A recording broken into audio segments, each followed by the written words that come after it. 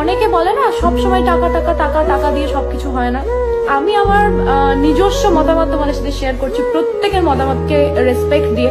তোমার কাছে যদি টাকা থাকে না, তুমি দুনিয়ার সবার থেকে খুশি থাকবে, বিশ্বাস করো। তোমার যদি মুড অফ থাকে, তুমি গিয়ে একটা অ্যাপেল ওয়াচ কিনে নিতে পারবে। তোমার যদি মুড অফ থাকে, তুমি একটা গিয়ে গাড়ি কিনে নিতে পারবে। তোমার মুড অফ থাকলে তুমি ট্রাভেল করতে পারবে, পুরো দুনিয়া ঘুরতে পারবে। তুমি এমনি হ্যাপি হয়ে যাবে, তোমার পাশে কেউ থাকুক কেউ না থাকুক।